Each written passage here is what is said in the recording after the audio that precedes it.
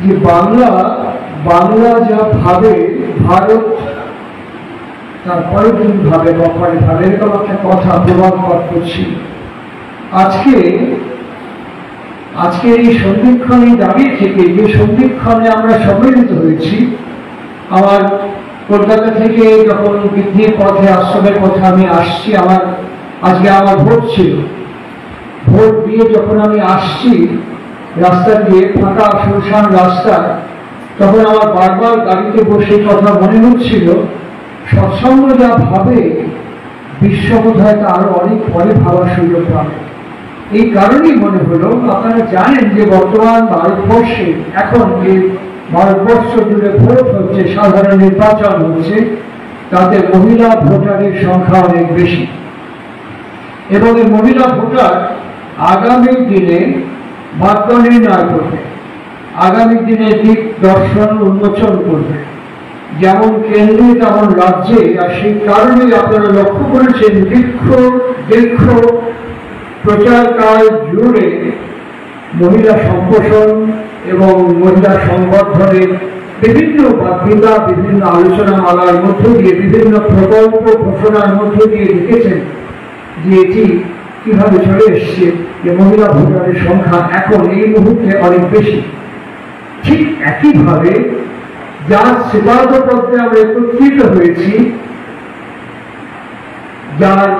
যার জঠর থেকে তিনি জাত হয়েছেন জাগতিকভাবে, পার্থিবভাবে, তিনি অনুভব করেছিলেন যে আগামী দিনে এর প্রাচুর্য, এর প্রাতিষ্ঠানিক গুরুত্ব, এর অপরিহার্য অনিবার্য প্রয়োজনীয়তা কতখানি। আর সেই অনুভব, সেই উপলব্ধি থেকেই শ্রী শ্রী ঠাকুর অনুকূল চন্দ্রের আত্মজা, তিনি তাকে স্তুতি বন্দনা করে, তার সংকীর্তন রচনা করে, তার পূর্ণ আবির্ভাব ভূমি হিমায়তপুরে মাতৃ সম্মেলন শুরু করেছে। যে মাতৃ সম্মেলন দীর্ঘদিন ঠাকুরের সহধর্মিনী শ্রী শ্রী ছোটমা অংশগ্রহণ করেছেন, মাতৃমন্দিরের দোতলায় মাতৃ সম্মেলন হল। আর এই মাতৃ সম্মেলন এত তাৎপর্যপূর্ণ, এত গুরুত্বপূর্ণ ছিল, শ্রী শ্রী ঠাকুর অনুকূল চন্দ্র বলেছিলেন যে মেয়েরা মেয়েদের মধ্যে, মায়েরা মায়েদের মধ্যে জাগরণ করবে। এর প্রাসঙ্গিক তাৎপর্য যদি আমাদের প্রাসঙ্গিক তাৎপর্য যদি আমাদের অনুভব করতে হয়, একটু সামান্য অল্প একটু সময়ের জন্য আমাদের ফিরতে হবে স্বামী বিবেকানন্দের মধ্যম ভ্রাতা মহেন্দ্রলাল দত্ত মহাশয়ের আলোচনা মালায় কলকাতায়, যেখানে প্রধানমন্ত্রী মুখ্যমন্ত্রী কিছুদিন আগে স্বামীজির বাস ভেটেতে গিয়ে, জন্ম ভেটেতে গিয়ে প্রণাম করে আসলেন।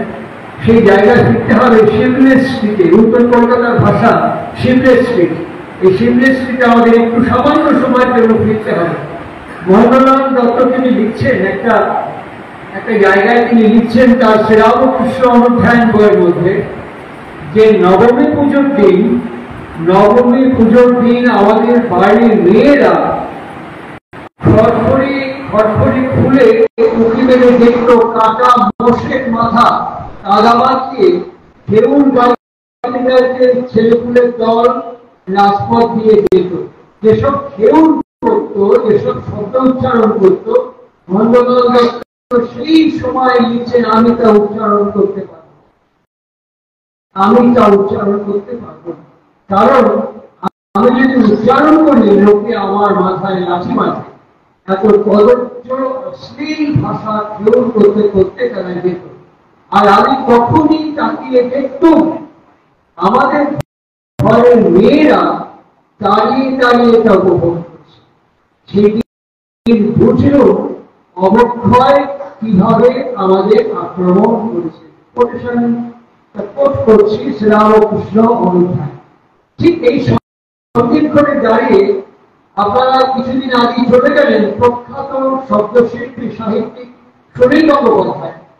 সেই সময় বইটার থেকে পাতা উল্টে যাবে যাবেন উপন্যাসের পাতায় পাতায়, দেখবেন কলকাতা শহরে পরাধীন ভারতবর্ষের যে জমিদার সামন্ত রাজতন্ত্র তখনও যে নিবু অবস্থায় আছে, তার মধ্যে হাটখোলা দত্তবাড়ি, কালীপ্রসন্ন সিংহের বাড়ি, শোভাবাজার রাজবাড়ি, এরকম পরপর পরপর কতগুলো বাড়িতে দেখবে তার অন্দরমহলের চিত্র কি চিত্রাদের তার ঠাকুরবাড়ির অন্দরমহল বলে বই আছে, একবার পাতা হলে দেখবেন সেখানকার অন্দরমহলের চিত্র কি।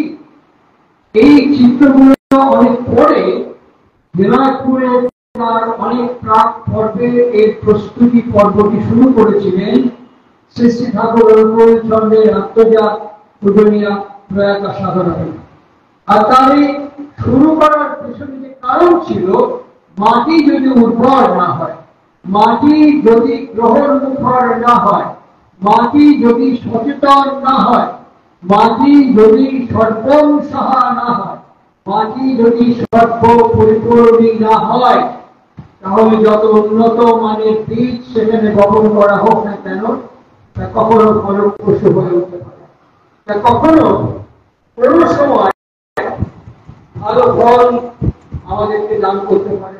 সেই কারণেই মাতৃ সম্মেলনের এত গুরুত্ব, এত প্রাসঙ্গিক তাৎপর্য, এত অপরিহার্য বিষয়। আমার আস্তে আস্তে মনে হচ্ছিল আমি সৎসঙ্গ আন্দোলনও যেন তার পদধ্বনি প্রতিধ্বনি শুনতে পাচ্ছি, যে আগামী দিনেও এই শক্তি একটা অভূতপূর্ব নবজাগরণ সৃষ্টি করতে পারে, যদি আমরা তার বিহিত পোষণ পরিচর্যা রূপরেখাকে নির্ধারণ করে দিতে পারি, যদি আমরা তার সঠিক সম্পদ মার্গকে উন্মোচন করে দিতে পারি। আইরিশ মহিলা মার্গারেট যদি নিবেদিতা হয়ে পরাধীন ভারতবর্ষের স্বাধীনতা প্রেমী ব্যক্তিদের ভেতরে অংশগ্রহণ করে ওই উন্মাদনা উন্মোচন করতে পারেন। আমরা দেখেছি পরাধীন ভারতবর্ষের মা শারদা সেই ভয়ঙ্কর অসাধারণ অভূতপূর্ব অনুপ্রেরণা শক্তি প্রদান করেছে। আজকের শক্তিক্ষণে দাঁড়িয়ে থেকে আমাদের পেছনের দিকে স্মৃতিকে একটু ফিরে দিতে হয়। উপনিষদের মধ্যে আপনারা দেখবেন একটি শ্লোকের মধ্য দিয়ে অসাধারণ বর্ণনা করছেন মহর্ষিরা। উপনিষদ থেকে বলা হয় জানেন, বলা হয় রহস্যামৃত মহাবাক্য। উপনিষদের কথা আমরা বুঝতে পারি না, মহাবাক্য একে রহস্যামৃত বলে বর্ণনা করা হয়েছে। তার মধ্যে ছোট্ট একটি শ্লোকের বঙ্গানুবাদ বলছি। তিনি বলছেন যে অন্ধকার গুহার মধ্যে হিরণ্যগর্ভ বাস করে, অন্ধকার গুহার মধ্যে হিরণ্যগর্ভ বাস করে। এই অন্ধকার গুহাতে আমরা তাকে হাতে বেড়াই, কিন্তু কখনো খুঁজে পাই না। এই অন্ধকার গুহার ভেতরে যদি তাকে একবার খুঁজে পাওয়া যায়, অন্ধকার নিমেষে যেমন দূর হয়, সেও আলোকোজ্জ্বল হয়ে ভাবাত্মক অনেকটাই একে হিরণ্যগর্ভ করছে। শ্রী শ্রী ঠাকুর অনুকূল চন্দ্র একে একটু সামান্য মডিফাই করেছেন, সামান্য হিরণ্যগর্ভকে সামান্য মডিফাই করে তিনি অচ্ছেদ্য বর্ণ বলেছেন। আর এই অচ্ছেদ্য বর্ণ আমাদের প্রত্যেকের ভেতরে সমানভাবে বাস করছেন, যদি তার আবরণকে সামান্য উন্মোচন করা সম্ভবপর হয়। তাই আমরা আত্মার শক্তি, মহামায়া শক্তি বলে তাদের চিরকাল পুজো করে এসেছি। তাদের যে বীজ মন্ত্র দিয়ে আমরা আরাধনা বা উপাসনা করি, প্রথমেই উচ্চারণ করেছি সেই মন্ত্র। আমি প্রত্যেকটা উল্লেখ করবো কথা প্রসঙ্গে তৃতীয় খণ্ডের পাতার দিকে ধন্যবাদ করতে নজর দিতে। শ্রী শ্রী ঠাকুর অনুকূল চন্দ্র প্রত্যেকটি বীজ মন্ত্রকে তিনি ওয়ান আফটার অ্যানাদার ক্লারিফাই করছেন, এবং এই প্রত্যেকটি বীজ মন্ত্রের সঙ্গে সঙ্গে তার রূপ মাধুরী বর্ণনা করছেন, মাধুর্য বর্ণনা করছেন। তিনি বলছেন যে ক্লিং মন্ত্র থেকে শুরু হচ্ছে। আমাদের আর্য ঋষি ব্রাহ্মণগণ একে কাম বীজ বলে চিহ্নিত করেছেন। আর এই ক্লিং থেকে সর্বোচ্চ বীজে গিয়ে পৌঁছেছে, যাকে আমরা শাস্ত্রীয় ভাবে বায়ু বীজ বলে চিহ্নিত করি, যে বীজটিকে ওম বা ঐং বলে চিহ্নিত করা হয়েছে, যার অধিষ্ঠাত্রী দেবতা মহাদেবী সরস্বতী। শ্রী শ্রী ঠাকুরের সংজ্ঞা সমীক্ষা বইয়ের মধ্যে তার বিস্তারিত সংজ্ঞা তিনি প্রদান করেছেন। এই ঐং বীজকে সর্বোচ্চ শক্তি বলে বর্ণনা করা হয়েছে। যারা শ্রীধাম, পুরীর শ্রীধাম দর্শন করেছেন, ওখানে বলা আছে পুরীতে 22খানা সিঁড়ি। আপনারা গুনতে গুনতে গর্ভগৃহ পর্যন্ত যাবেন শ্রীধামে গিয়ে, একদম প্রথম সিঁড়ি থেকে শ্রীধাম জগন্নাথের গর্ভগৃহ পর্যন্ত যাবেন গুনতে গুনতে। কত সিঁড়ি পাবেন দেখবেন? 18খানা সিঁড়ি। আপনারা শ্রীমদ ভগবত গীতা প্রথম থেকে শেষ অধ্যায় পর্যন্ত যাবেন। কটা কটা অধ্যায় দেখবেন? 18খানা অধ্যায়। আপনারা দেখবেন কুরুক্ষেত্র মহাযুদ্ধ কতদিন হয়েছিল? দেখবেন ঠিক 18 দিন হয়েছিল। আর এই কুরুক্ষেত্র মহাযুদ্ধে কৌরব পক্ষে যে সেনা দান করেছিলেন জনার্দন, কত সেনা? 18 সেনা দান করেছিলেন। এই 18 সঙ্গে সঙ্গে আজকে যার শ্রীপাদ পদ্মে আমরা একত্রিত হয়েছি, এই বীজটি কোন স্তরের? অষ্টাদশ স্তরের বীজ। এই 18 সঙ্গে একটি আমাদের জীবনের অসাধারণ সামঞ্জস্য এবং সম্পর্ক নিহিত হয়ে আছে নিবিড় এবং গভীরভাবে। এই অষ্টাদশ স্তরের বীজ স্বপ্নে পেয়েছিলেন যিনি খুব সামান্য বলে কি মনে হয়? যিনি স্বপ্নে পেয়েছিলেন, যিনি অনুভব করেছিলেন এই 18 স্তরের বীজ, নাকি কি আমাদের মতন দুহাত দোকান দুপাওয়ালা মানুষ বলে মনে হয়? মনে হয় নাকি যে কংসের কারাগারে দেবতী যেমন ছিলেন, চোখের সামনে একটার পর একটা সন্তানের নিধন যজ্ঞ উৎসব উৎপন্ন হতে দেখছেন, তারপরও স্থিতভি যোগেশ্বরী মহামায়া যোগমায়া রূপে তিনি নিরবচ্ছিন্ন প্রার্থনার মধ্য দিয়ে এই যুগের জনার্দনকে আহ্বান করে গর্ভের মধ্য দিয়ে মানুষই অনুদান করেছিলেন। সেই মা দেবকে সামান্য নারী বলে মনে হয়? ঠিক আজকের সম্মেলনে দাঁড়িয়ে থেকে যার আবির্ভাব দিবস বা তিথিকে আমরা উদযাপন করছি অত্যন্ত অনাড়ম্বর ভাবে, তাকে কি আমাদের মতো সামান্য মানুষ বলে মনে হয়? আমি তাকে দর্শন করি, আমি তার কাছে এই কখনো বসি, কিন্তু যার সেবা করতে আমরা আজকে একত্রিত হয়েছি, আমি তার শ্রীমুখে তার উদ্গীত শুনেছি। আমি তার শ্রীমুখে যেমন আপনাদেরকে দেখছি, ঠিক তার শ্রীমুখে আমি তার উদ্গীত শুনেছি। জানেন, প্রসঙ্গ করে কথা বলতে বলতে হঠাৎ তিনি বলছেন, আমি একদিন বাঁধের পাড় দিয়ে যাচ্ছি। বাঁধের পাড় দিয়ে যেতে যেতে হঠাৎ হুজুরের মন্দিরের দিকে তাকায়, দেখি কি মা সিঁড়ি দিয়ে নামে আসতেছে। মা যখন সিঁড়ি দিয়ে নামে আসতেছে, মার দিকে তাকাতে চোখ সময় ঝলসায় গেল। ঠিক উপনিষদের সেই মন্ত্র, অন্ধকার গ্রহ থেকে আলোকে যখন সদর্শন করা যায়, তিনি বলছেন আমার চোখ সময় ঝলসায় গেল। তাকায় দেখি মা যখন হেঁটে যাচ্ছে, মার সমস্ত শরীর থেকে গ্যাসলিন স্পার্ক করছে। আমার মনে হয় মা হুজুরের ওখানে বসে বোধহয় কোনো মালটাল পাইছে। মা চলে যাওয়ার পর আমি ধীরে ধীরে গুটি গুটি ওই হুজুরের মন্দিরে স্বামীর সামনে যায় বসলাম। স্বামী মানে স্বামীজি মহারাজ। ব্রজগোপাল দত্তরায় মহাশয় 2য় খণ্ডের পাতা পরিক্রমা করবেন, লোক সমাগম এবং মনীষী পর্ব অধ্যায়। তার মধ্যে শ্রী শ্রী ঠাকুর অনুকূল চন্দ্র বলছেন, শ্রী শ্রী মা মনমোহিনী দেবী যার মাধ্যমে এই বীজনামটি প্রাপ্ত হয়েছিলেন, তার নাম শালিগ্রাম হুজুর মহারাজ। আর শ্রী শ্রী ঠাকুর অনুকূল চন্দ্র বলছেন হুজুর মহারাজ সম্পর্কে, হুজুর হচ্ছে বনায় হয়ে সান।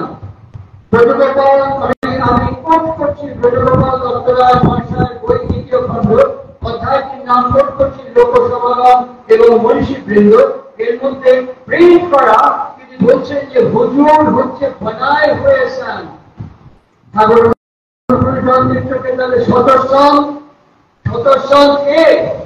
ঠাকুর অনুকূল চন্দ্র নিজে উদ্গীত করে বলছেন, স্বামী মহারাজ হচ্ছে শতস্থান, স্বামীজি মহারাজ হচ্ছে শতস্থান। আর স্বামীজি মহারাজ শতস্থান, তাই স্বামী দেহ রাখার সঙ্গে সঙ্গে তার যারা পরিবার বৃন্দ ছিলেন, তারাও তো দেহে থাকতে রাজি হয়নি। তারাও স্বামীর অন্তর্ধানের সঙ্গে সঙ্গে স্বেচ্ছায় তারাও অন্তর্ধান করেছিলেন, লীলা সংবরণ করেছিলেন। স্বামী হচ্ছে সদস্য। আদর্শ বিরাট বাণী গ্রন্থের দিকে একবার চোখ ঘোরাবে। আদর্শ বিরাট বাণী গ্রন্থের মধ্যে শ্রী ঠাকুর বাণীটা শুরু করছেন এই বলে, কপিল মুনিও তার মায়ের গুরু ছিলেন। শ্রী ঠাকুর বাণীটা শুরু করছেন এই শব্দবন্ধ দিয়ে, কপিল মুনিও তার মায়ের গুরু ছিলেন।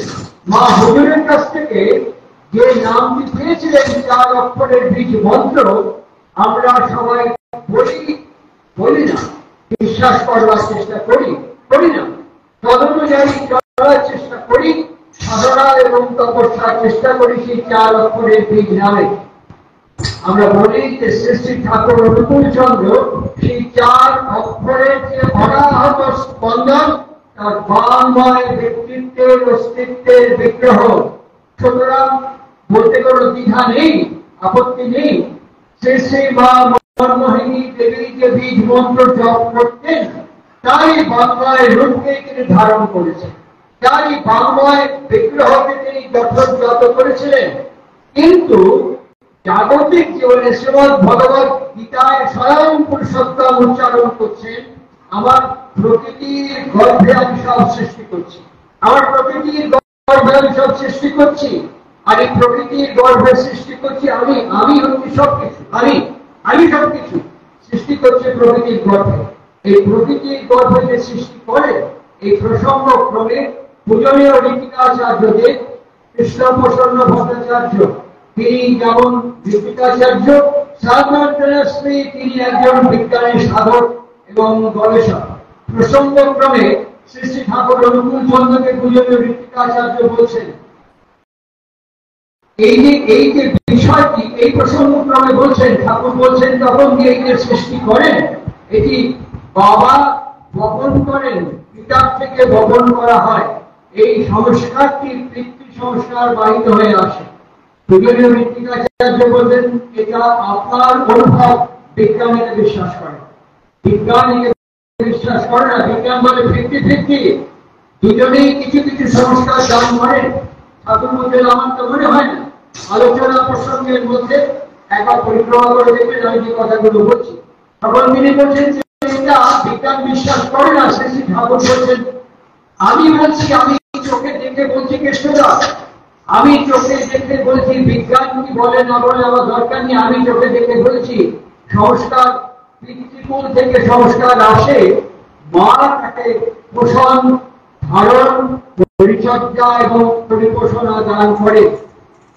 মায়ের কাছ থেকে আসে না, বাবার কাছ থেকে আদিম সংস্কার আসে। নারীর নীতি এবং নারীর পথে পরিক্রমা করবে। আমি যে কথাগুলো বললাম তার মধ্যে টিকা শেষে সংযোজন করা হয়েছে, তার মধ্যে এই কথাগুলো পরবর্তীকালে বিজ্ঞানীরা স্বীকার করেছেন।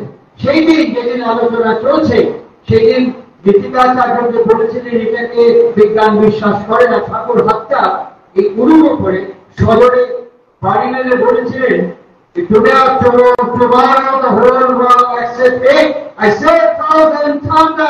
অত্যন্ত জোরের সঙ্গে ঠাকুর এই কথাটি উচ্চারণ করেছিলেন। আজকে যারা শরীর বিজ্ঞানী, নাম বলতে পারি, আজকে যারা বিষয়ে গবেষণা করছেন, doctor Kenneth Ring, doctor Michael Sabom, এরা প্রত্যেকে ওই কথাগুলোকে বিশ্বাস করছেন। এই বিষয়ে সায়েন্স এবং নেচার ইন্টারন্যাশনালি যারা এস্টাবলিশ জার্নাল, আজকে এই দুটি জার্নাল স্যালুট করছে বিষয়কে। সাইমultaneously শ্রী ঠাকুর অনুকূল চন্দ্র in our term, form and language established হয়ে যাচ্ছে। আমাদের মতো করে হচ্ছে না, কিন্তু তারই সত্যতা, তারই দর্শন প্রতিষ্ঠিত হচ্ছে। কি করে কোন বীজ থেকে, পিতৃ বীজ থেকে মাতৃবীজে সংস্কার বাহিত হয়ে আসে, আবার ফিরতে হয় পুরুষোত্তমের লীলা মাধুরী। পান্ডা, রামানন্দ পান্ডা, আমি তো দেখেছি প্রত্যেক দিন সন্ধ্যাবেলা রামানন্দ পান্ডা দাওয়ার ঘটে করে চরণামৃত নিয়ে আসতেন। আর ঠাকুর যেই আসতেন, বিজ্ঞানী ধারা হতো, কেউ ধরতেন সামনে, হাতটা ভালো করে ধুতেন, ধুয়ে হাত চেন করে পাতেন, রামানন্দ পান্ডা চরণামৃত দিতেন, কপালে ঠেকিয়ে চরণামৃত করে পান করতেন, গরুষ পান করতেন, তারপর আমার হাত ধুতেন। একদিন সেদিন সামনে বসেছিলেন যিনি অনেকের মধ্যে একজন, এই সংগঠন, এই সংস্থায় আশ্রম প্রতিষ্ঠাতার অন্যতম কাণ্ডারী, প্রণম্য ব্যক্তিত্ব কালিদাস মজুমদার, তিনি বসে আছেন সামনে জ্যোতিরিক্তে। আর ঠাকুরকে রামানন্দ পান্ডা দেওয়ার সময় অসাবধানতা বশত রামানন্দ পান্ডার হাত থেকে চরণামৃত এক ফোঁটা মাটিতে পড়ে গেল মেঝে। আর যে পড়ে গেল, সঙ্গে সঙ্গে একজন এসে জল ছিটিয়ে দিলেন তার উপর।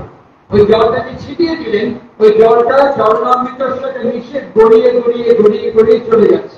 ঠাকুর একটি শব্দ উচ্চারণ করলেন না, তাকিয়ে দেখলেন। কিছুক্ষণ পরে কালিদাস তাকে বললেন, ও উঠে ওইটা ঠিক করে দেওয়া লাগে, জল দিয়ে মুছে দে। আমি তোমার ঘরের চাল বেতাল দেখছিলাম, আমি তোমার ঘরের চাল বেতাল দেখছিলাম, অবজারভেটিভ ফ্যাকাল্টি কতটা ইনফ্লুয়েন্স করেছে দেখছিলাম ওই চরণামৃত বাবা বৈদ্যনাথের। আর এখানে এক ফোঁটা পড়া মানে আমাদের আর্য কৃষ্টি, আর্য মতবাদ, আর্য সংস্কৃতি গড়িয়ে পড়ে গেল।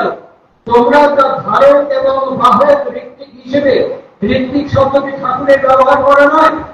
ঋত্বিক শব্দটি সংস্কৃত শব্দ থেকে ঋত্বিক শব্দ, ঋত থেকে ঋত্বিক শব্দ।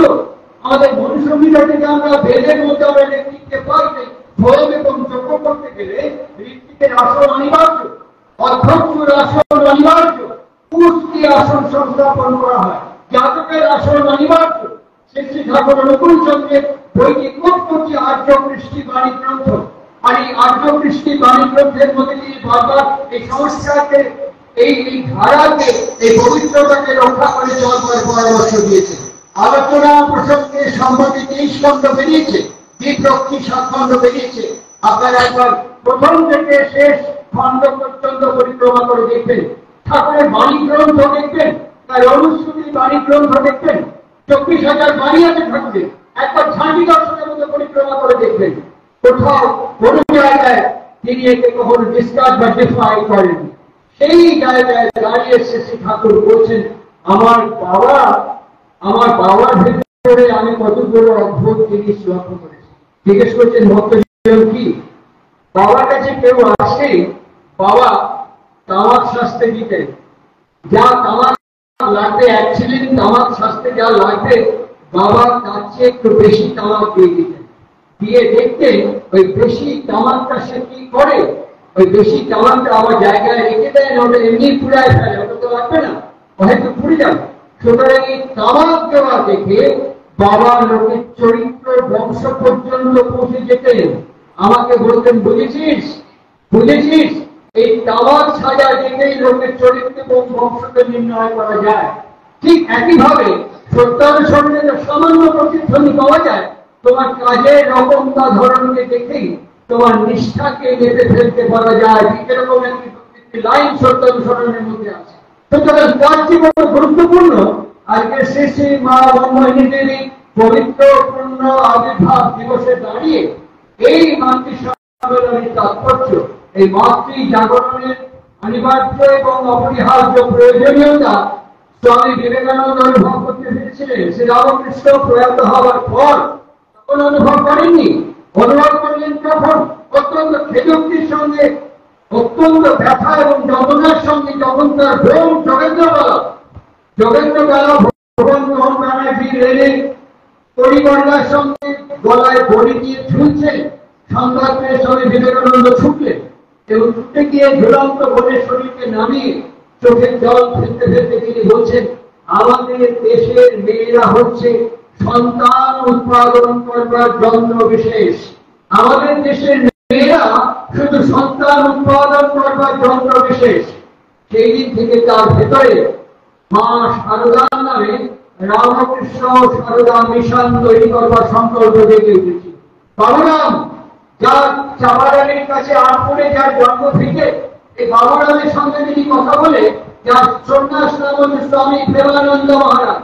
সেই দিন থেকে তিনি সংকল্প করেছিলেন, নারী জাগরণ কেমন করে সম্ভব, মাতৃশক্তি জাগরণ কেমন করে সম্ভব। কেন? নারী হচ্ছে জনয়িত্রী, একটা জাতির জন্মদাতা জনয়িত্রী। আমাদের চিৎকার চেঁচামেচির উপরে কিছু হবে না। শ্রী ঠাকুরের মুখে বহুবার শুনেছি, মায়ের দিক থেকে আঙুল দিয়ে কখনো আমাকে নল দেখতে হাসতে হাসতে বলছে, ছাড়া তোমার ঘরের হাতে আমার ঘরের জীবন, তোমার ঘরের হাতে আমার ঘরের আয়ু। আর এরা নিজেদের মধ্যে বৈঠক করে, নিজেদের মধ্যে আলোচনা করে, নিজেদের মধ্যে কেন্দ্র থেকে গ্রাসরুট লেভেল পর্যন্ত একটা বিরাট নেটওয়ার্ক সৃষ্টি যদি করতে পারা সম্ভবপর হয়, তাহলে পরে বুঝতে পারা যাবে যারা সৎসঙ্গ আন্দোলনকে নিয়ন্ত্রণ করছেন, যারা সৎসঙ্গ আন্দোলনকে পরিচালনা করছেন, তাদের ভেতরে সেই দৃষ্টিকোণ এবং দৃষ্টিভঙ্গির উদ্বোধন হয়েছে। অন্ধকার গুহা থেকে কি করে আলোকোজ্জ্বল হিরণ্যগর্ভকে সন্দর্শন করা সম্ভবপর। ভারতবর্ষের এখনকার রাজনৈতিক নেতৃবৃন্দ কি কেন্দ্র কি সমস্ত রাজ্য অনুভব করতে পেরেছে বলেই এখন মহিলা পোষণ মহিলা ভোটের দিকে তাকিয়েছে। আমাদেরও এই জাতিকে রক্ষা করতে গেলে, এই জাতিকে উদ্বোধন করতে গেলে, এই জাতিকে সমৃদ্ধ করে তুলতে গেলে পরে আমার বিনীত বিনম্র প্রার্থনা এবং নিবেদন বিশেষ ধ্যান তৎপরতার সাথে মাতৃ সম্মেলনকে পুনর্জাগরণ, পুনর্গঠিত, পুনর্যোজনার জন্য যা যা কর্মসূচি, কোনো কর্মসূচি নেই এখানে, শুধু কিছু কীর্তন, কিছু গান, কিছু বক্তৃতা, কিছু আলোচনা হয়ে গেল মাতৃ সম্মেলন আনন্দবাজারের খাওয়া কি আমাদের সবসময় আন্দোলন চাই? কোনো কর্মসূচি নেই। কর্মসূচি দেখতে গেলে পরে দেখতে হয় যখন দেশবন্ধু চিত্তরঞ্জন দাস 1924 মে শিক্ষা গ্রহণ করলেন, সেদিন কর্মকাণ্ডে বলিষ্ঠ নারী, বলিষ্ঠ ব্যক্তিত্ব শ্রী মনমোহিনী দেবী, তিনি পরিষ্কার ভাষায় দেশবরেণ্য সাম্প্রদায়িক জননেতা, তাকে তিনি পরিষ্কার করছিলেন তোমাদের মতো বড় বড় লোককে শিক্ষা দিয়ে লাভ নেই, আজকে এক কথা বলবে কালকে আরেক কথা বলবে। সেদিন চিত্তরঞ্জন বলছিলেন মা, চিত্তরঞ্জন যা পায় মাথা নিচু করে সেদিন থেকে মাথা তোলে না। আমাদেরকে জাতির জনক বলে মোহনদাস করমচাঁদ গান্ধীজি তিনিও উচ্চারণ করেছিলেন তার শব্দ বলতে, এরকম তেজস্বিনী তেজস্বিতা নারী তিনি জীবনে কখনো দেখেন। কেমন তার তেজ, কেমন তার তেজ, কেমন তার শক্তি। সত্যিকারের শক্তি যখন জাগরণ হয়, আমরা দেখেছি তথাগত যখন এসেছিলেন, তথাগত আসার সময় যিনি মানুষ মেরে আঙুলের মালা পরে গলায় ঝুলতেন, যার নাম হয়েছিল অঙ্গুলিমাল, ওই ভীষণ টেন্স ফরেস্টের মধ্যে তিনি থাকতেন। তথাগত যখন সেই টেন্স ফরেস্টের দিকে যাচ্ছেন, তখন অঙ্গুলিমাল চিৎকার করে তাদেরকে এগিয়ে আসে, থামো, থেমে যাও। তথাগত ধীর স্থির ভাবে অঙ্গুলিমালের দিকে এগোচ্ছে, বারবার বলছে তুমি স্থির হও। তথাগত বলছেন আমি তো স্থির অঙ্গুলিমাল, আমি তো স্থির, তুমি অস্থির হয়ে যাচ্ছ কেন? সে অঙ্গুলিমাল প্রধানত নিজেকে মাথা নত করেছিলেন তার সেবা কথা। ইতিহাস তো সাক্ষী বহন করে, ইতিহাস তো বহন করে সন্ন্যাসী উপগুপ্তের কাছে চণ্ডাশক ধর্মাশকে রূপান্তরিত হয়েছিলেন একই শব্দবন্ধ। ইতিহাস আমরা পড়েছি, ইতিহাস ঠাকুর অনুকূলচন্দ্রের আলোচনা 22 খণ্ডের পাতা উল্টালেন ইতিহাসের সংজ্ঞা নিরূপণ করছেন। তিনি বলেন ইতিহাস সব নয়, আমরা যে ইতিহাসটা পড়ি ইতিহাসটা ঠিক নয়, ভুল ইতিহাস পড়ি। ইতিহাসের কিছুটা মেলে স্যার রায়তির সঙ্গে, ইতিহাস কিছুটা বলে সম্রাট আকবরের যিনি সভাসদ ছিলেন আবুল ফজলের ইতিহাসের সঙ্গে কিছু ইতিহাস মেলে। আমাদের ভুল ইতিহাস পড়ানো হয়েছে, ভুল ইতিহাস শিক্ষা দেওয়া হয়েছে। সৃষ্টি ঠাকুর ইতিহাসের মর্মটাকে উন্মোচন করে দিয়েছেন তার বিভিন্ন আলোচনা মালার মধ্যে। ইতিহাস কি? ইতিহাসে বাংলার মধ্যে আজকে তার জন্মদিন উদযাপন হচ্ছে অনারাম মঠায়। আমি জানি না ভারতবর্ষে আর কোথায় উদযাপন হচ্ছে, আমি যেটুকু জানি, যেটুকু সংবাদ রাখি, বাংলাদেশ আবির্ভাব হবে শ্রী ঠাকুর অনুকূলচন্দ্র সৎসঙ্গ ভাবনা হিরাপ করে আজকে ঋত্বিক সম্মেলন হচ্ছে। আজকে মা মনমোহিনী দেবীর আবির্ভাব উৎসব অত্যন্ত সাড়ম্বরে উদযাপিত হচ্ছে, বিরাট উৎসব আকারে উদযাপিত হচ্ছে। আর আমার জানার মধ্যে এই দিনে শ্রী ঠাকুর অনুকূলচন্দ্র সৎসঙ্গ বৃত্তি আশ্রমে উদযাপিত হচ্ছে।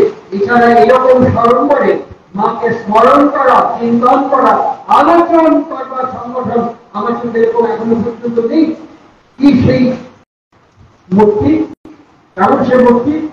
একবার ঠাকুর দর্শনের মতো অল্প সময় ফিরে আবার উপসংহার পর জানিয়ে ফিরছি, আমার কথা শেষ করবো এখন।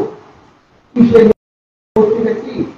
সে মূর্তিটি হচ্ছে যখনই দেখবেন যে কারো নাম যশ খ্যাতি প্রতিপত্তি বেড়ে ওঠে, যখনই দেখবেন কারো ভেতরে ব্যক্তি এবং পরিস্থিতি প্রসার লাভ করে, তখন লক্ষ্য করে দেখবেন পরিমণ্ডলের মধ্যে, পারিপার্শ্বিকের মধ্যে, তার এনভায়রনমেন্টের মধ্যে একটা অন্যজাতীয় রিফ্লাক্স তৈরি হয়, একটা অন্যজাতীয় রিফ্লাক্স তৈরি হয়।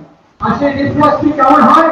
সেই রিফ্লাক্সটির মধ্যে ঈর্ষা, হীনমন্যতা, বিদ্বেষ একটু একটু করে স্প্রাউট করতে থাকে, ধীরে ধীরে স্প্রাউট করতে থাকে। এই বিদ্বেষ, হীনমন্যতা যখন একটু একটু করে স্প্রাউট করতে থাকে,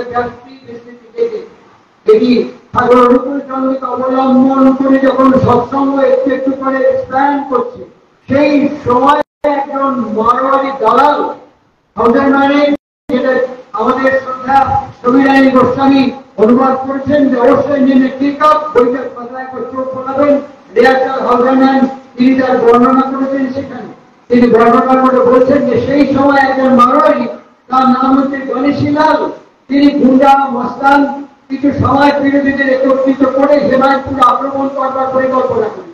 একদিন মধ্যরাত্রে কয়েকটি নৌকা পুষে ডাকাত পাঠিয়েছেন সেখানে।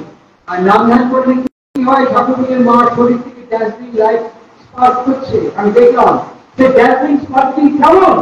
ঠাকুর অনুকূল চন্দ্র বলছেন শুধু ফিলোসফি সুপারফিশিয়ালি থিওরিটিক্যালি হবে না, হাতে পায়ে কাজে কর্মে চলনে বলনে তার ইমাজিনেশন রেডিয়েশন হবে। মা ঘরের মধ্যে থেকে টের পেয়ে গেলেন কি ভাইব্রেশন, ভাইব্রেশন টের পেয়ে গেলেন মা ঘরের মধ্যে থেকে জব ধ্যান করতে করতে। মা টের পেয়ে গেলেন আমার আমিনার মধ্যে তার ফরেন বডি প্রবেশ করেছে। মা সঙ্গে সঙ্গে তার বড় নাতি, তিনি ঠাকুর অনুকূল চন্দ্রের জ্যেষ্ঠ আত্মপূজ্যপদ, তাকে ডাকিয়ে নিয়ে ভাবেন একটা ভাবেন মনে করবেন, কল্পনা করতে করতে মনন করবেন সোনারপুরে একা একা তার বড় নাতিকে নিয়ে খালি হাতে চলে গেলেন একদম নদীর ধারে। সেখানে গিয়ে ডাকাতের নৌকো থেকে নামবে, তাদের অস্ত্র নিয়ে নামবে। বনমালী দেবী তার নাতিকে কানে কানে বললেন তুই ওদিকে যাবি, আমি এদিকে যাবো। হাতে কিছু ঢিল পুড়িয়ে শুকনো পাতা পড়ে আছে, দূরে ঢিল মারবি, দূরে ঢিল মারবি, আমি ওদিকে ঢিল মারবো। ওরা মনে করবে আমরা একা না, অনেক লোক আমরা ওদের উপস্থিতি টের পেয়েছি এবং ওদেরকে অ্যাটাক করার জন্য আমরা প্রস্তুত হয়ে আছি। সেই সময় তার বড় নাতি পূজ্যপাদ ভট্টা তার ঠাকুমার কথা শুনে ঠিক সেই রকম সেরকম করলেন এবং পরিশেষে সেই ডাকাত দলকে তারা অস্ত্র সারেন্ডার করলেন এবং মনমোহিনী দেবীর সঙ্গে তার আঙিনায় আসলেন, রাত্রিবাস করলেন, দীক্ষা গ্রহণ করলেন এবং পরিবর্তিত হলেন। ঠাকুর অনুকূল চন্দ্র এই ড্যান্সিং স্পার্ক নিয়ে কথা বলছেন। ঠাকুর অনুকূল চন্দ্র বলেছিলেন কোন নারীর ভিতরে আমাদের সৎসঙ্গী পরিবারে, আমি তো চলতে ফিরতে এখন দেখছি আমি দীক্ষিত, আমার বাবা দীক্ষিত, আমার মা দীক্ষিত, আমার ছেলে দীক্ষিত, আমার বৌমা দীক্ষিত, আমার মেয়ে দীক্ষিত, সস্তায় নিয়েছেন না কোন ঘরে দিয়ে আমার কাছে জানি না, এখন সস্তায় নিয়ে যদি মাছ খেতে হয় ওই জন্য সস্তায় নিয়ে দিই। কি ধরনের সম্বর্ধনা করলাম আমরা, কি ধরনের সম্বর্ধনা করলাম আমরা? শিক্ষা দক্ষতা আনে, পূজা সম্পর্কিত করে।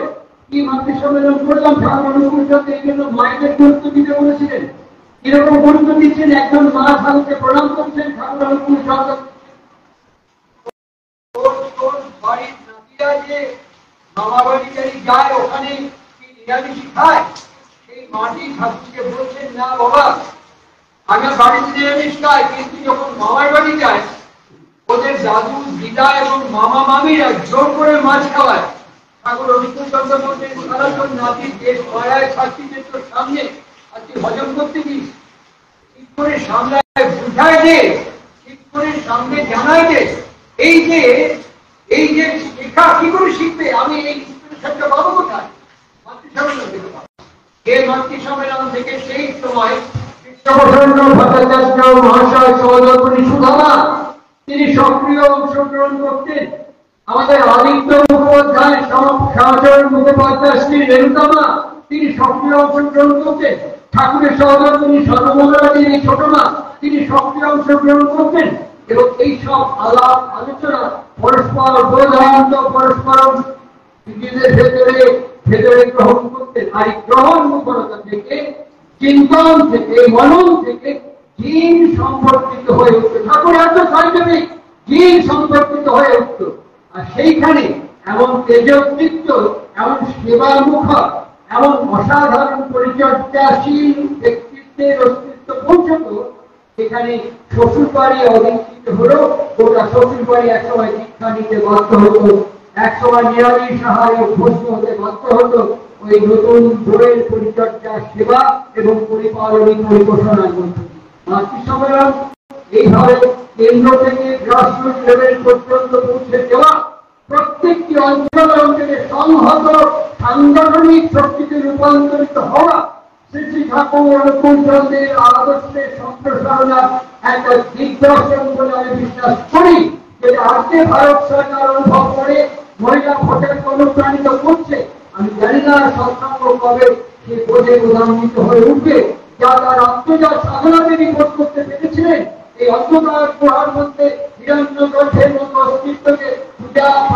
বন্দনা স্তোত্রের মধ্য দিয়ে তিনি আপামর নারীর হৃদয় সঞ্চারিত করতে পেরেছেন বলে আজও ভারত থেকে গোটা বিশ্বে সঞ্চারিত হয়ে গেছে। আজ ভারত থেকে গোটা বিশ্বে মাতৃ সম্মেলন হয়, কিন্তু অসংগঠিত ভাবে। আজকে আজকে এই অবসর আরেকটি কথা আমাদের কাছে 1952 সাল 1952 সাল আপনারা সবাই জানেন। আসানসোল, রানীগঞ্জ, পাঞ্জাবেশ্বর, ধানবাদ প্রত্যেকে জানেন। আপনারা এই খবরটা জানেন যে সেই জায়গাতে সৎসঙ্গ লেবার ইউনিয়ন প্রতিষ্ঠিত হয়েছিল হেমায়তপুর থেকে। 1952 সালে সৎসঙ্গ লেবার ইউনিয়নের নেতৃত্ব করেছিলেন মিস্টার রমাশঙ্কর সিং ত্রিবেদী। 1952 সালে মিস্টার রমাশঙ্কর সিং ত্রিবেদী লন্ডনে গিয়েছিলেন আইএলওতে, ইন্টারন্যাশনাল লেবার অর্গানাইজেশনে। সৎসঙ্গের শ্রম নীতি কি হবে, সৎসঙ্গের শ্রম নীতি কি হবে সে বিষয়ে তিনি পরিষ্কার ভাষণ দিয়েছিলেন, পেপার সাবমিট করেছিলেন। আজকে সৎসঙ্গের কৃষি নীতি কি হবে, আজকে সৎসঙ্গের শিল্প নীতি কি হবে, আজকে সৎসঙ্গের স্বাস্থ্য নীতি কি হবে, আজকে সৎসঙ্গের সামগ্রিক দিগদর্শন কি হবে, জিজ্ঞেস করুন সমস্ত সংগঠনের ব্যক্তিবর্গকে যারা পরিচালনা করছে। কিছু আনসার খুঁজে পাবেন। কিন্তু আমাদের চোখের সামনে আমরা দেখলাম ভারত সেবাশ্রম সংঘ, রামকৃষ্ণ মিশন এবং ইসকনের সন্ন্যাসীদের মহা মিছিল কলকাতায় আমরা দেখলাম, যে ঐতিহাসিক মিছিল কলকাতার মধ্যে। আজকে তারা তাদের নীতি ঘোষণা করেছে, তারা তাদের বিষয়কে ঘোষণা করেছে, কিন্তু আমাদের সৎসঙ্গে কোন রাজনৈতিক নীতি নেই। শ্রী শ্রী মনমোহনী দেবী তৎপর এখানে যখন টেগার সাহেব রজনীকান্ত দাসের বিরুদ্ধে কোনো ব্যবস্থা নেয়নি, সেদিন মা মনমোহনী দেবী সবাইকে বলেছিলেন যে ভদ্রলোক এখানে আসেনি, তোকে দেখেনি, তোকে কিছু বলো, ওই একটা শব্দে যথেষ্ট। এই একটা শব্দে হাজার হাজার টেলিগ্রাম কলকাতার পুলিশ কমিশনার মিস্টার টেগার সাহেবের কাছে গিয়ে পৌঁছেছিল। রেফারেন্স কোট করছি পরেশচন্দ্র ঘোড়ার বই মহাজীবন। পরেশচন্দ্র ঘোড়ার 3 খণ্ডে প্রকাশিত বই মহাজীবনে একবার দেখবেন টেগার সাহেব 50 টাকা জরিমানা করেছিলেন রজনীকান্ত দাস। আর আনন্দবাজার পত্রিকা, আনন্দবাজার পত্রিকা কি ছাপলো জানেন? এই 50 টাকা জরিমানা হলো রজনীকান্ত দাসের। আর সেই সময় অশোক সরকারের সম্পাদনা আনন্দবাজার পত্রিকা কি ছাপলো জানেন? পাবনার অনুকূল ঠাকুর গ্রেপ্তার। এইটুকু একটু খবর বেরোলো, পাবনার অনুকূল ঠাকুর গ্রেপ্তার। তারপরে হাজারে হাজারে টেলিগ্রাম এবং চিঠি এবং মানুষ আনন্দবাজারে গিয়েছিল, ভুল স্বীকার করেনি, ত্রুটি সংশোধন করেনি আজও পর্যন্ত। সৎসঙ্গে সত্যি কথা জানেন, কৃষ্ণেন্দু মুখোপাধ্যায় যখন উপন্যাস প্রকাশ করে আনন্দ পাবলিশার, ওপরে যেমন রাস বলে লেখা থাকে এবং অনুকূল চন্দ্রের নাম লেখা থাকে, ওই প্রেস থেকেই অনুকূল চন্দ্রের পায়ে উৎসর্গে কিন্তু বই বেরোচ্ছে। এই ভদ্রলোকের শক্তি কত, এই অস্তিত্বের শক্তি কত, আর তাকে যিনি ধারণ করে মানসিক অনুদান করেছিলেন তার শক্তি কত, ওকে তিনি ভরণ করে চিহ্নিত করেছেন। রেফারেন্স কোট করছি তপবিধানা 2য় খণ্ড। তিনি বলে হু থেকে হোম কথা উৎপন্ন হয়েছে, সব মানে আহ্বান করা। আহ্বান করবে কে? তার প্রত্যেকটি শর্তে শর্তে দেখবেন দেবী সূক্ত, বিবাহ বিধানা, এই বইয়ের মধ্যে দেখবেন আহ্বান করবে নারী, আহ্বান করবে মা, প্রার্থনা করবে মা। কি জন্য? সমাজ এবং জীবনকে মার্গ উন্মোচন করবার জন্য আহ্বান করবে। আর সেই আহ্বানকে সংগঠিত করবে কে? পুরুষ। তিনি ওই প্রত্যেকটি বিষয়কে পূরণ করতে করতে এগিয়ে যাবেন, তাকে তিনি পুরুষ বলে চিহ্নিত করেছেন, তার নাম দিয়েছেন যজ্ঞ। আমরা এই আজকে এই মাত্র সংকল্প পাঠ করলো 17 স্মরণ, আজ বুঝেছি কাল বোঝা যায়। এই সংগঠনের বয়স আমার অনুমান 55 থেকে 56 বছর। ঠাকুরকে জিজ্ঞেস করছেন কোনটা ঠিক? ব্রহ্ম সত্য জগৎ মিথ্যা। ঠাকুর বলেন আমি ওটা বুঝি না, আমি বুঝি পরিবর্তনীয় সৎ এবং অপরিবর্তনীয় সৎ। আমি ব্রহ্ম সত্য জগৎ মিথ্যা বুঝি না। আমি যেমন স্পিরিট এবং ম্যাটার বুঝি না, আমি বুঝি যে একটা বলুন হয় স্পিরিট, আইদার ম্যাটার, দুটোই পরস্পর পরিপূরক। আমি ওটা বুঝি, স্পিরিট আলাদা ম্যাটার আলাদা বুঝি না। ঠিক ব্রহ্ম সত্য জগৎ মিথ্যা বুঝি না, আমি বুঝি পরিবর্তনীয় সৎ এবং অপরিবর্তনীয় সৎ। আমি যাকে একদিন সম্মান করেছি, মর্যাদা করেছি, বিহিত আচার আচরণের সঙ্গে যে যে ক্রিয়ানুষ্ঠান আমি সম্পাদন করে চলেছি, হঠাৎ পরিবর্তন হয়ে গেল, তাহলে আমার হয় সেদিনের বোঝাটা ভুল ছিল, আজকের বোঝা ঠিক, অথবা আজকের যে বোঝা সেটাও সঠিক না বেশি এখন জিজ্ঞাসা নিতে বাস করছি। আগামী 50-56 বছর কথা এটাও পাল্টে যাবে কিনা তাও আমার কাছে নিশ্চয়তা নেই। সুতরাং ঠাকুর অনুকূল চন্দ্রকে আমি সমস্ত বুঝতে পেরেছি, জানতে পেরেছি, অনুভব করতে পেরেছি। ঠাকুর অনুকূল চন্দ্রের সমস্ত দার্শনিক বিষয়কে, রাজনৈতিক বিষয়কে, সমগ্র বিষয়কে যেন অনুধাবন করতে পেরেছি। এটাও ঠিক না বেঠিক একদিন জিজ্ঞাসা করলেন নিজে, আগামী প্রজন্ম এবং আগামী নারী শক্তি যাকে রাজনৈতিক ভাবে এখন গুরুত্ব দেওয়া হচ্ছে, এরা যদি সমবেত ভাবে নাট মন্দিরে দাঁড়িয়ে প্রশ্ন করে, আমার উত্তর কি হবে? সে উত্তর এখন থেকে অনুসন্ধান করবার চেষ্টা করতে হবে। তাই মাতৃ সম্মেলন যেমন প্রাসঙ্গিক, অপরিহার্য, প্রয়োজনীয়, একই সঙ্গে ঠাকুরের যুব শক্তিকে আহ্বান করবার জন্য তিনি ষষ্ঠী সেবক বাহিনীর কথা বলেছেন। এই ষষ্ঠী সেবক বাহিনীকে তিনি ধর্মগুরুকে বলেছেন, তৃতীয় কৃষ্টি প্রহরীর কথা বলেছেন। আজকে আমরা এইসব কর্মসূচি আমাদের কর্মীদের মধ্যে সঞ্চালিত করতে পারছি না। হ্যাঁ ঠিক, ঠাকুরের সামনে কখনো পূজা, আরতি, হোম, যজ্ঞ আমি দেখি, আমি কোন দেখি। ঠাকুরের বিজ্ঞানকে আমি দেখেছি, তিনি বলছেন সম্বর্ধনা করা, আমি দেখেছি পূজা। তারপর ভেঙে পড়া মানুষ তার পায়ে আশ্রয় দিয়ে পড়েছে, তিনি তাকে সংগঠিত করে দিয়েছেন, তিনি তাকে জাগ্রত করে দিয়েছেন, তিনি তাকে হৃদয় টান করে দিয়েছেন। অতি পূজা, অতি হোম, অতি যজ্ঞ। আর এর ভেতর থেকে তাহলে প্রয়োজন যখনই আমি কিছু পরিবর্তন করবো, তার সাবস্টিটিউট ব্যবস্থা করবো। এখানে ঠিক কেমন করে একজন অস্তিত্ব 24 ঘন্টা বসে থাকা প্রয়োজন, তিনি ওইরকম মানুষকে সংগঠিত করতে পারেন, ওইরকম মানুষকে হৃদয় টান করতে পারেন, যেমন কেন্দ্রে আসতে পারবেন, প্রত্যেকটি অঞ্চলে অঞ্চলে সমস্ত মানুষকে সংগঠিত করে দিতে পারবেন। তবেই তো পূজা এবং যজ্ঞ সার্থক। ঠাকুরের পেছন দিকে হতো কৃষ্ণ চক্রবর্তীরা সেই পূজা, হোম, যাগ, যজ্ঞ এগুলো করতেন, আরতি করতেন। নাম কি জানেন? এই জায়গাটার আগে নাম ছিল ওয়েস্টার্ন। ঠাকুর কি নাম করলেন জানেন? মনমোহিনী ধাম। তিনি নাম দিলেন মনমোহিনী ধাম। আর তিনি দত্ত রায়টাকে বললেন, আমার বড্ড সাজ, বড্ড ইচ্ছে, মার জন্য আমি একটা মন্দির তৈরি করতে পেরেছি, ওতে আমার স্বস্তি। আর একটা ইচ্ছে বাকি আছে, মার জীবনীটা আপনি সম্পূর্ণ করুন। ব্রজগোপাল ঠাকুরের লীলা চলাকালীন সেটি সম্পূর্ণ করতে পারেনি, তার জীবনে লক্ষ্য থেকে গেছে। আজকে সেই মনমোহিনী দেবীর জন্ম উৎসব আমরা উদযাপন করছি। শুধু বক্তৃতা, গান, কথা, খাওয়া, এই আলোচনা করার মধ্যে জন্মদিবস, জন্ম উৎসব হয় না। জন্ম উৎসবকে সার্থক করতে গেলে পরে তার মানুষ পুত্র এবং মানুষ পুত্র হয়ে উঠতে হয়। কেমন, কিভাবে, কোন পদ্ধতিতে হতে হয়? ঠাকুরকে সরাসরি জিজ্ঞেস করতে, ঠাকুর শ্রীরামকৃষ্ণের মানুষ পুত্র স্বামী ব্রহ্মানন্দ রাখাল মহারাজ, আমরা সবাই জানি এটা ইতিহাস সত্য। আপনার মানুষ পুত্রকে আন্দোলনে প্রশ্ন করতেন চোখে চোখ থেকে, আপনার মানুষ পুত্রকে।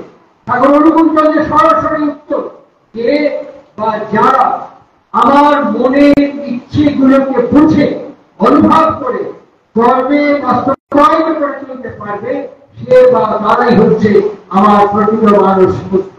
আজকে মা মনমোহিনী দেবী জগৎ এবং জীবনে সেই আত্মপীড়িত কণ্ঠস্বর কান্নাকে অনুভব করতে পেরেছিলেন বলেই ওই অবন্তর স্বামীকে সমর্পিতা হয়ে ওই নীরব মাটিকে উদ্ধার করে তুলে অচল অফল থেকে তিনি আহ্বান করে নিয়েছিলেন জগৎগুরু।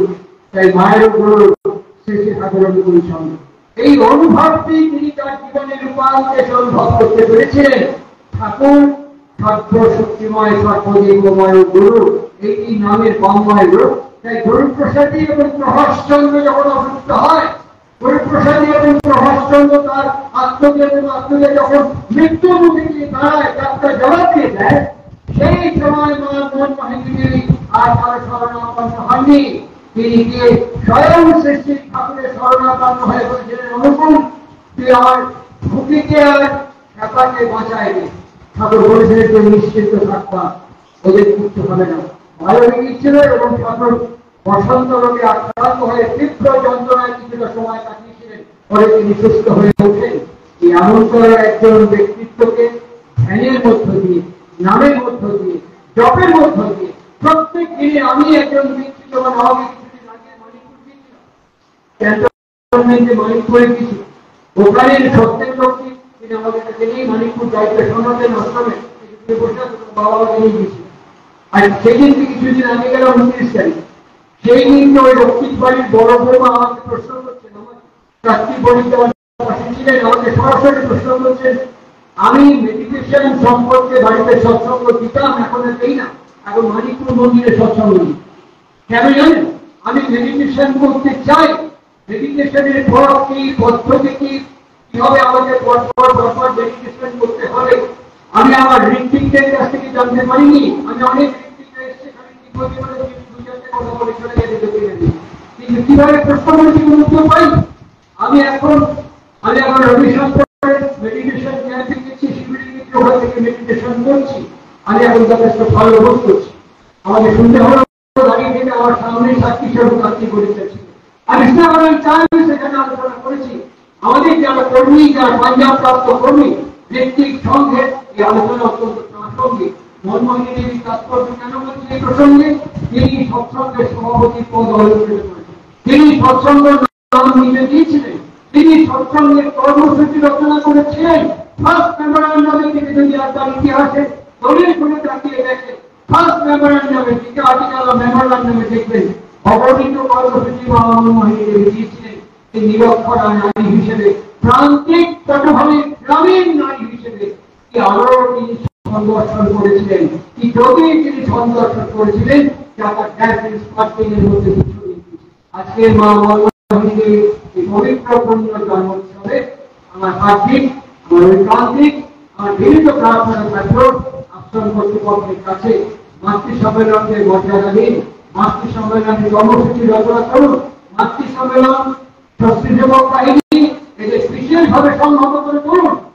আগামী পদক্ষণে আমরা শুনতে পাচ্ছি কিনা জানি না, আমি শুনতে পেয়েছি আজকে পথে আস্তে আস্তে, আর সেই পদক্ষণে শুনতে পেয়েছি বলেই আমি আপনাদের কাছে বিনীত হার্দিক বিনম্রতার সাথে নিবেদন করলাম। আর এর সঙ্গে সঙ্গে মা মনমোহনী দেবীর এই শক্তি যারা আমাদের মায়েদের মধ্যে, আমাদের পরিবারের মধ্যে সঞ্চালিত হয়, আমাদের আয়ু মৃত্যু হবে, আমাদের শরীর ভালো থাকবে, আমরা প্রত্যেকে সুস্থ আনন্দ জীবনের অধিকার হয়ে উঠতে পারবো এই প্রার্থনা এবং একই সাথে আপনাদের দীর্ঘ নিরোগ সামগ্রিক ইসলামী জীবনের প্রার্থনা নিবেদন করবার চেষ্টা করে গুরুভাই সঞ্চালকের হাতে সমর্পণ করছি। ভালো থাকবে সবাই। জয় গুরু, বন্দে পুরুষ।